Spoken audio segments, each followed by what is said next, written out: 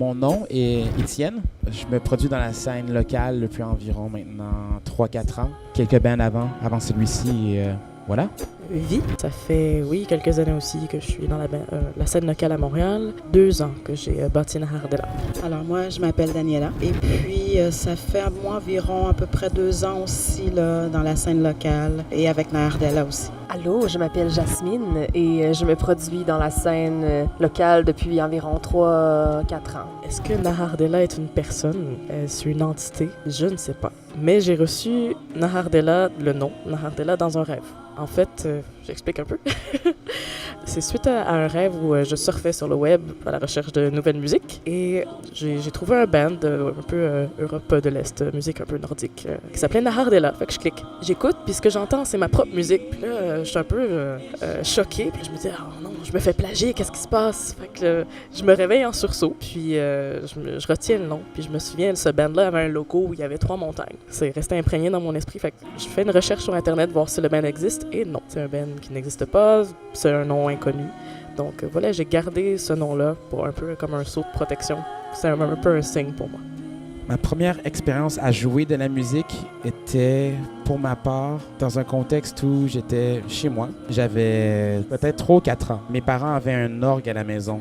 Je sais pas comment ils ont réussi à faire fitter cet orgue-là à la maison. Mais il y avait un orgue. Et mon premier contact et mon premier public étaient mes parents. J'avais 3 ou 4 ans et je faisais des prouesses en disant « Maman, regarde! Regarde-moi! Je suis tellement talentueux! » Elle disait « Oui, mon fils, tu es bon. » Et voilà, ça, c'est mon premier contact avec la musique. Ou bien mes premières prouesses, si on veut. Si je peux me souvenir de premières expériences musicales, ça a été souvent dans un contexte religieux, en fait, celle dont je me souviens.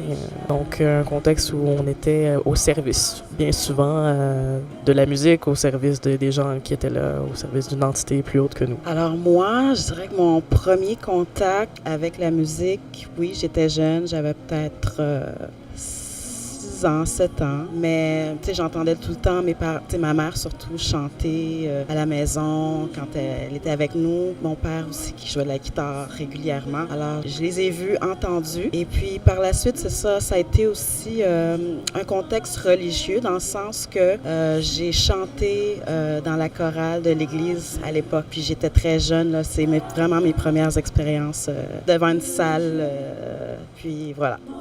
Et pour moi, ma première expérience, en fait, je me souviens pas exactement de la première fois, mais ça a été plusieurs répétitions, faire de la musique avec ma famille dans notre salon pour les invités. Genre mon père qui joue de la guitare, puis moi, je fais ses bacs vocales, mes petits frères aussi, puis c'était vraiment instinctif. Fait que, ouais, vraiment très familial. Les genres musicaux avec lesquels j'ai grandi. Wow! Linkin Park, les Backstreet Boys, Sum 41, Blink, Britney Spears, Ja Rule, Usher. C'est bizarre. C'est bizarre. C'est vraiment bizarre. J'ai grandi avec beaucoup d'affaires, mais qui, les unes aux autres, semblent plus ou moins liées, mais pourtant, la musique, c'est la musique, hein? Talks louder than words sometimes.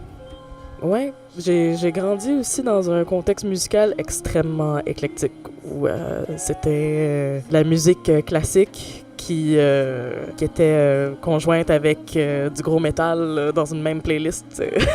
Donc, c'est encore un peu ça aujourd'hui, c'est moins extrême, mais c'est ça. Donc, la musique classique, du gros pop. J'écoutais beaucoup d'animation japonaise, de la musique de jeux vidéo. Ça m'a super imprégné. Toute la beauté orchestrale des choses aussi. Pour ma part, je dirais que j'étais en contact musicalement avec au départ, beaucoup de musique classique. Au début, là, 11-12 ans déjà.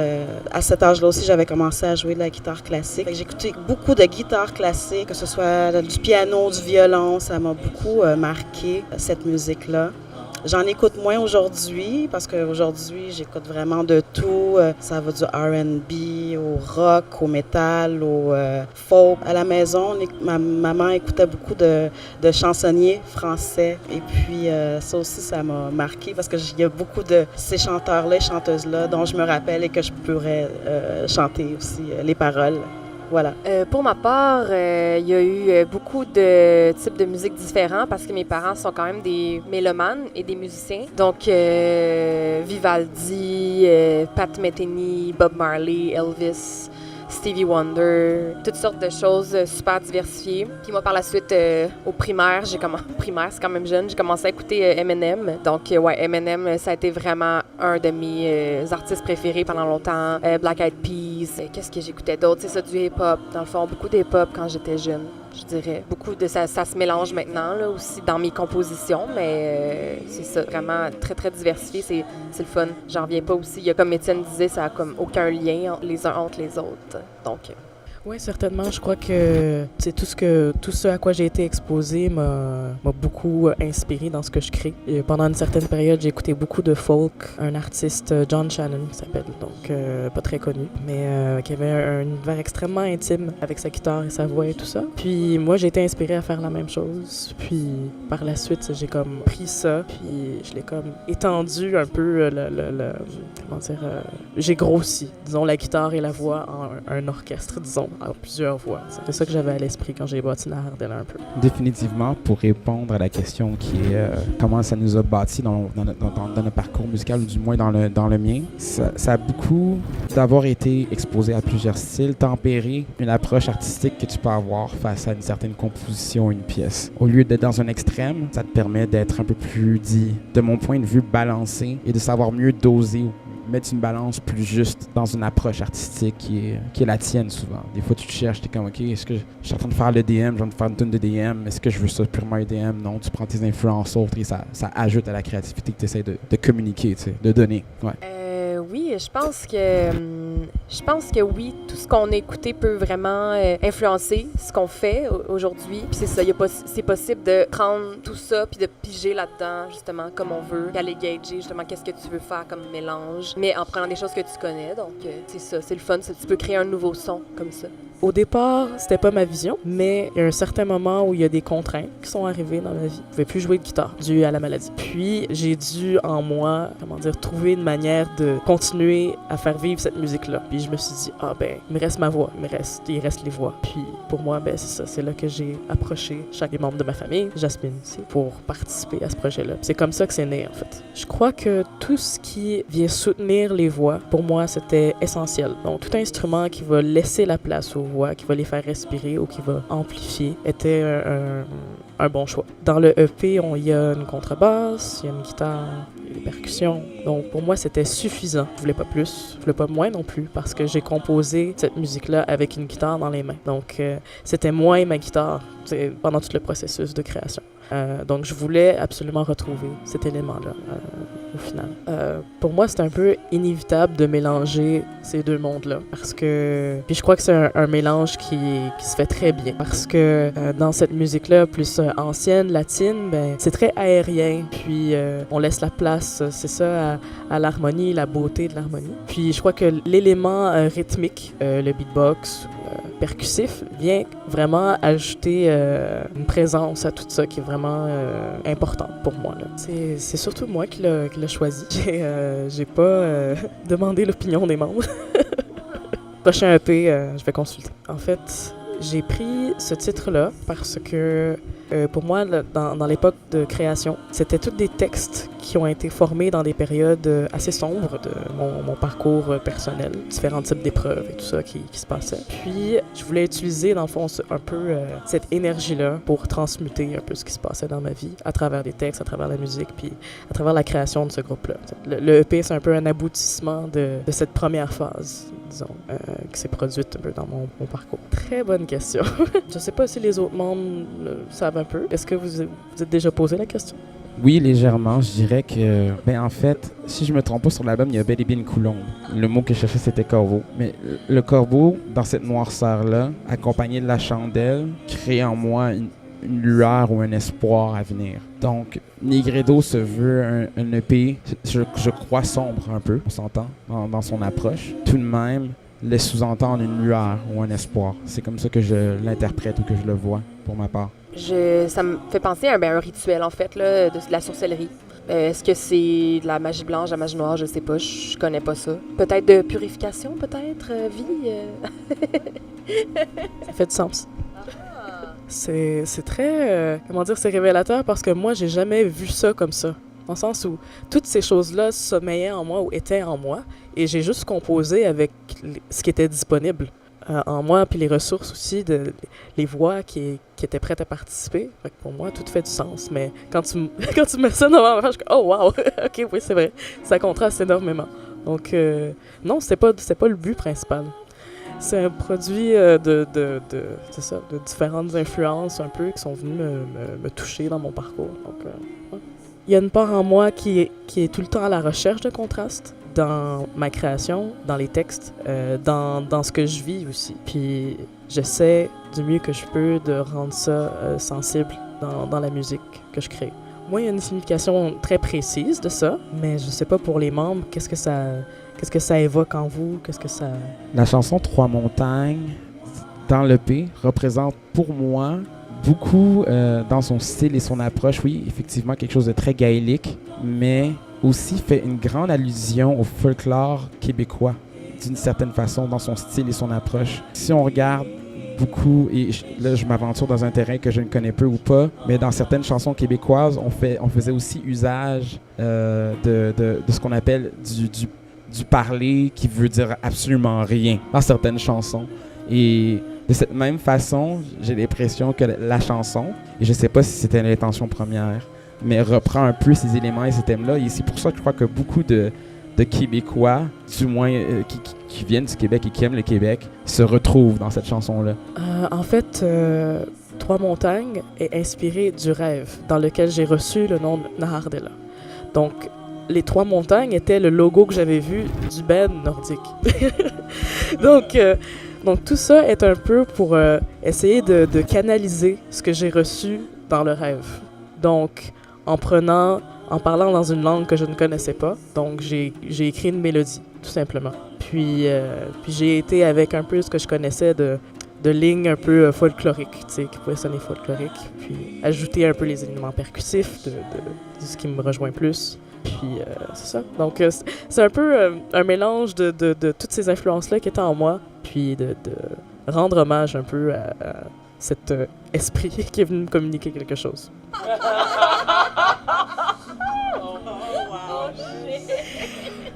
T'en as-tu une, Jasmine, une pratique typique de Nahardella? Une pratique typique de Nahardella. Ça vire souvent en folie collective. Le petit Étienne ici présent, souvent il part un petit riff de piano ou quelque chose où il fait des runs. Là, puis là, ça finit qu'on est juste une gang de Castafiore qui... c'est comme... C'est vraiment... Ouais, on se laisse pas mal aller. Puis des fois c'est ça, faut qu'on pratique certaines choses. Puis des fois, on a le goût de jammer, je sais pas, là, un cover ou peu importe. On a une tune dans la tête, puis on la jamme, tu sais. Mais non, ça finit souvent avec beaucoup de niaiseries, beaucoup de selfies avec des grimaces, du twerking. Ouais, on twerk souvent. Si je pourrais rebondir sur la question de à quoi ressemble une pratique de Nahardella, il nous est déjà arrivé j'ai parti un beat, et puis Jasmine, elle a commencé à chanter 50 Cent Candy Shop. Et là, on était rendus les quatre à faire genre des harmonies sur Candy Shop de 50 Cent. C'était intéressant. Je pense que quand on se retrouve les quatre ensemble, c'est très spontané. On a tellement comme d'idées qu'on veut partager entre nous. Puis là, on dit « Ah oui, ça! Est-ce que tu as entendu cette chanson? » Puis là, on se met spontanément à la chanter. Puis des fois, ça vire en jam, comme Jasmine, elle a dit. Beaucoup de joie, beaucoup de folie. Il veut qu'on fasse une harmonie sur Candy Shop. OK, mais... Je pars.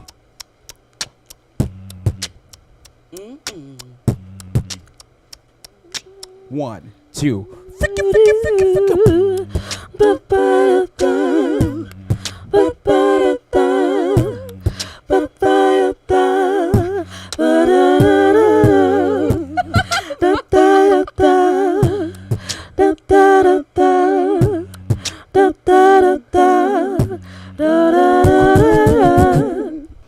J'ai l'impression que sans qu'on le sache, en fait, souvent les gens qui viennent nous voir disent qu'ils vivent une expérience profonde et qu'ils vivent quelque chose.